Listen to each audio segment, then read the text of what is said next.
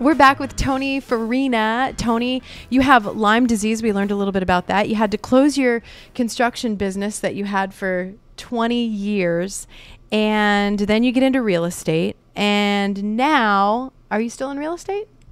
No, I escrowed the license probably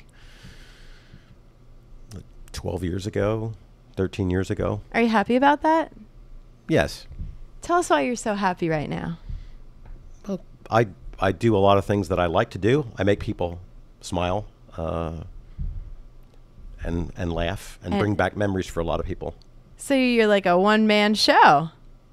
Well, exactly. And do you go out and what do you do that you're on stage that makes people happy? I sing. I do a lot of the genre of Sinatra, Dean Martin, Tony Bennett, that style of music for the last, it's going on 13 years. How did you get started? And this is all while knowing that you have Lyme disease, which you do not take medication for anymore. No, I'm not on any prescription medication at all. Not at all. So and for the most part, you feel? I feel pretty good. Good. Yeah. Good. So basically it started, I realized when I had Lyme disease at the very beginning and I closed the business down, definitely was very depressed. It was a depressing time in my life. And I did find out that around the holidays, music just did a lot for me.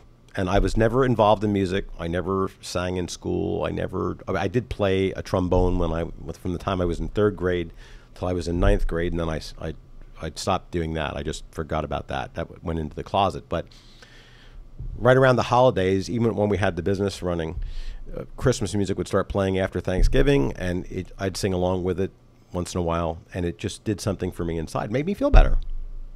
Whether it's the lack of sunlight, I don't know what it was, but that time of the year, hearing the music, just let myself go a little bit with it, made me feel good.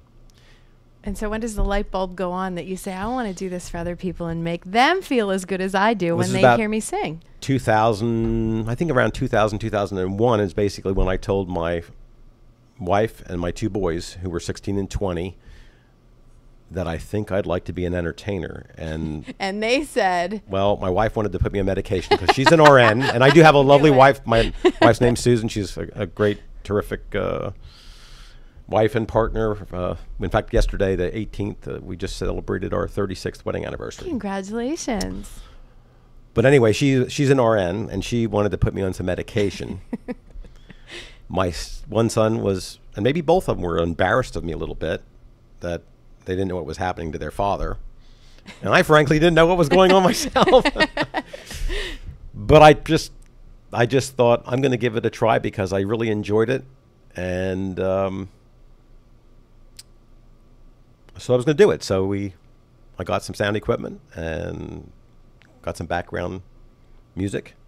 And where did you get the confidence that said, I'm going to call someone up and ask them if I could come and perform for them? The first thing I did was for my cousin who just passed away back in April.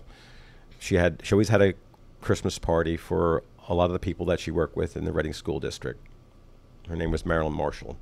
And I did a little something at Green Valley Country Club for her party in the lounge. And somebody asked me for a business card at that point. And I already knew I wanted to do this. That gave me a little confidence, and then it just built from there. And as we did a few things, people would make some statements to me like they really thought they enjoyed my voice, or they really liked my voice. And I actually thought they were making some fun of me at the beginning. But the more I heard it from more people, and even men would come up to me, and I don't think the way I looked at it, I didn't think a guy was going to bother to even take the time to come up and say something if he didn't mean it. So when you're on stage, do you put yourself in the Frank Sinatra shoes and Tony Bennett shoes, and you can almost see the reactions from the crowd that they get it, they can hear it? I know I'm doing my job and I'm making them feel as good as I am when I'm up here. There are times when I have people tear up, and at first I was a little taken back by that because I wasn't sure. I'm bringing back some memories that were very good but were hurting them, and I felt kind of bad, but it happened more than once, and I got to the point where at least it's memories that they were really good. So I got over that part of it to feel bad about that. And the reaction of people was very positive throughout the last 13 years. Sometimes you have people that they cross their arms and they have a big frown on their face for a whole hour, and they're sitting right in front of you if you're on stage, and you think, what do I need to do to make you smile? And you cannot make them change their look, and you think they're not really pleased. But then at the end, it might be a guy who comes up to me and said, oh my God, you have a beautiful voice. We really loved your performance. And I just wish you would have been able to express that. It would have made me feel so much better. Yeah, a little more comforting to you. That would have been nice. But I also read on here, energizing, inspiring, spontaneous, and humorous. How so? What other things do you do on stage? Let's put it this way. I'm 55 now, and I can't believe sometimes the way I act like a kid when I'm on stage, just having some fun. I don't feel like I'm 55. I have fun. I do whatever, like off the cuff, whatever comes naturally and fun that way. Don't really do too many jokes. We have a few jokes that I've heard over the years, and I've heard from some other people. We had traveled with White Star for over a 6-year period to 14 cities and 7 states every year for their promotional tour. That has to be exciting. And that was fun because you met people in Ohio and Sure. Boston and just all the different places. And some of the comedians we work with were comedians from like in the 70s. They were very popular, down in Atlantic City, and worked as a team, and took a couple of jokes from them. But that's okay. Yeah. They heard them from somebody else too. And do you still travel now to do different shows? Not lately. No, we haven't. Last couple of years, we haven't done that. Now, it's kind of ironic. There's a show called America's Got Talent. I'm sure you've heard of that, and American Idol. Do you ever wonder to yourself, why didn't someone's parent or friend tell them that they really don't sing that great when they get up there and they do their audition? Did it ever cross your mind, what if I'm really not that good? Or where did the confidence come from that I got this? The other people and their reaction. That's what, and sometimes I feel awful about the way I sound. If like lately, I had a, sinus infection a couple of months ago, or no, about a month ago, I guess. And we entertained for a group of seniors up in Lehigh Valley near the hospital.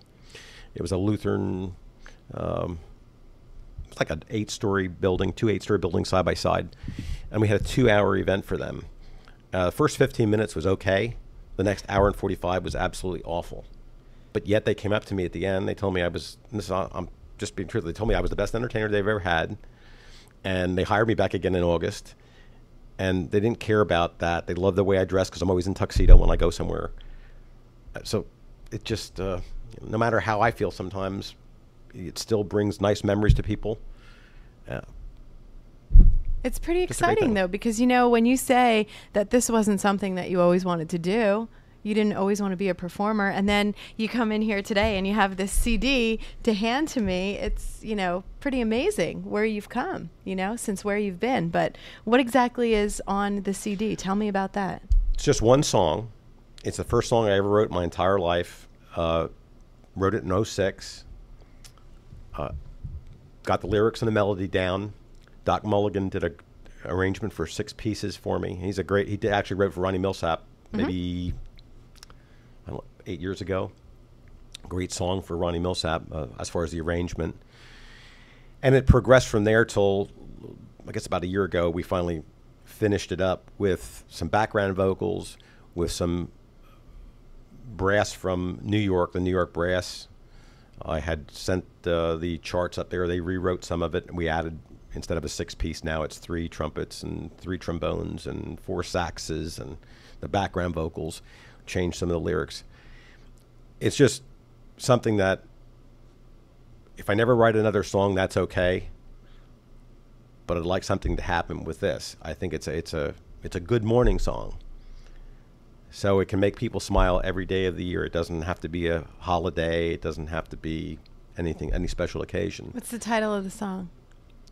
Tony's Good Morning. And you wrote, these are your words. We did change some of the lyrics. I mean, Neil Wright, for some people that know Neil Wright in the area, he recorded the vocals, and the background vocals were done by a local girl.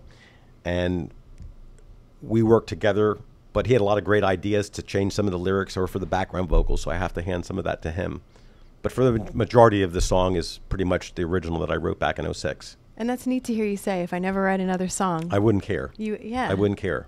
So this is where you should be. This is where you need to be. And it's very interesting to find that you have a CD, a song, and, hopefully people can hear it. Is it online that they can? It's online. It's on YouTube. Where do they go? If they just go to Tony's Good Morning Song. Tony's Good Morning Song. And it's for sale, like in different places. Right. On the internet. There's also a background track of the song that they used in a CD with a guy by the name of Wiley Bo Walker. He's a jazz singer from the UK. They put it on his CD with Danny Flam from the New York Brass. Danny's the guy that did the brass parts for me. And they used my song for on one of their CDs for a background, which I'm hoping they were going to submit to try to get maybe an award from it. Well, hopefully we can get more people to listen to it. I know I'm anxious to hear it myself, so we'll do that. And also, do you ever, to end this interview, do you ever say to yourself, maybe things do happen for a reason, maybe not the best reason in the world, but the reason that I stopped what I was doing then to start what I'm doing now gives other people a purpose? Absolutely. Absolutely. I never, at the beginning, I had some doubt, but I don't think there was a bad thing that happened out of the whole deal. Excellent. Very pleased, very happy. And how about here locally in our area? Do you perform at certain places that people can be on the lookout for? Occasionally, yes. Okay. Occasionally, yeah, we do. All right. Excellent. Tony Farina. Do you have a website? Yes, TonyFarinaEntertainment.com. Easy enough. All right. We'll look for you, and we thank you for joining us on the People Chronicles. Thank you, Jackie. All right. I'm Jackie Hoffman along with Tony Farina.